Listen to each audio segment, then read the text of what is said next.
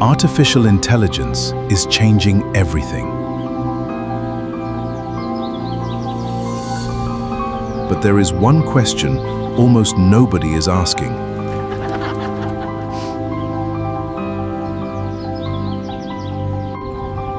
Can a machine ever become conscious if it has never truly participated in life? We are watching artificial intelligence conquer tasks that were once hallmarks of human nature. From passing the bar exam to diagnosing illnesses, algorithms are mastering the domains of human thought at a blistering pace. This rapid expansion is fueling a growing anxiety about our own obsolescence. But this fear rests on a specific comparison, that a machine's ability to process information is the same thing as a machine's capacity to possess a mind. To understand the future of this technology, we have to look at the gap between intelligence and consciousness.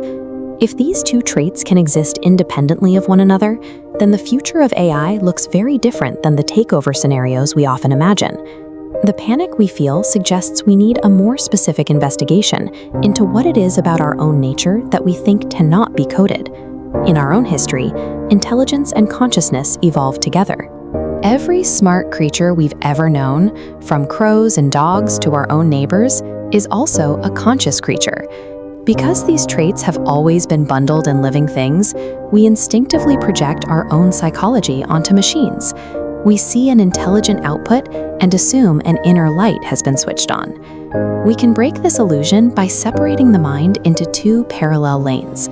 One lane is the mechanical act of doing. The other is the subjective state of being. Intelligence is a mechanical process.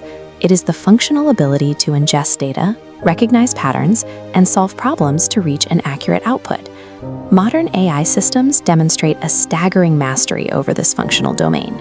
Computers like IBM Watson operate by processing the world in digital chunks, running statistics on pixels, ratios, and frequencies to find the most efficient path to a goal. Whether it's winning a game of Go or writing a computer program, these systems achieve their results through mathematical probability. They execute the task without any inner awareness of what the task actually means. We are looking at a closed loop of functional output. This is the ultimate manifestation of doing, completely devoid of a doer. Consciousness, by contrast, is the state of being. It is the qualitative, subjective experience of reality, the specific feeling of what it is like to be you, right now, hearing a sound or feeling a draft in the room. Meaning arises through an active negotiation between a biological body and its environment. It is a lived experience. In a brain, the hardware and software are identical. You are in continuous chemical flux, physically remodeling your neural structure. This messy physical vulnerability is what allows an organism to assign actual value to its environment. Consciousness is an embodied reality. This creates a hard boundary between simulating a process and actually replicating a physical event. A supercomputer can simulate a Category 5 hurricane, predicting every wind gust with precision, but the monitor will never get wet. Artificial intelligence faces this limitation. Running a digital simulation will never spontaneously spawn the physical phenomenon of conscious experience. A machine can reach functional equivalence with a human, doing everything we do, without ever reaching phenomenal equivalence, experiencing nothing at all. This graph shows how intelligence and consciousness exist on independent axes. In biology, these traits climb together, but we now build systems in the bottom right corner. This is zombie intelligence, technology maximizing intelligence while remaining at zero on the consciousness axis. An AI can write a heartbreaking poem or compose a symphony, but there is no one inside the machine to feel the heartbreak or hear the music. There is simply nothing it is like to be the code.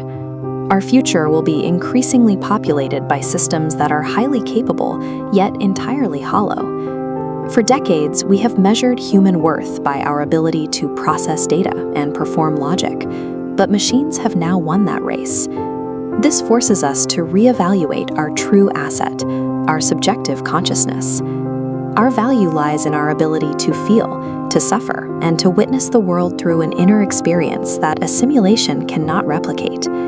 Artificial intelligence may master the mechanics of the universe, but conscious experience is the only thing that allows those mechanics to actually matter.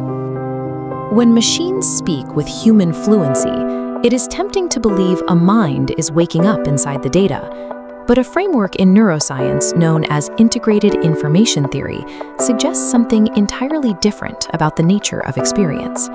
Under this model, a machine can perform complex logic and process nearly infinite amounts of data, yet possess absolutely zero internal experience or qualia.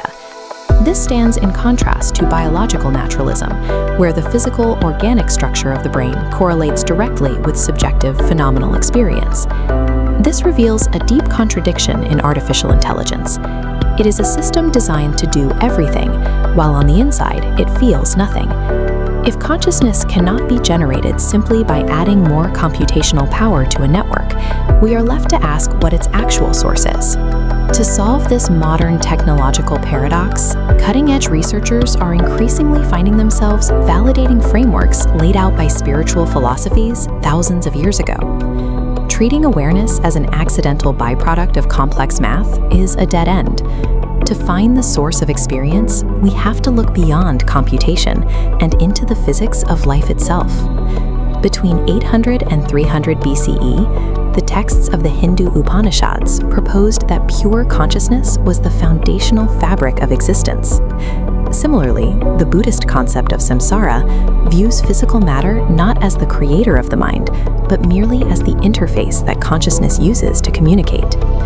Today, evolutionary biologists are proposing a modern equivalent to this idea, known as universal bioconsciousness. This physical structure of biological inheritance reveals that awareness did not suddenly spark in the human brain, but has been the defining signature of life since the first universal common ancestor, nearly 4 billion years ago. This diagram shows a parent cell dividing.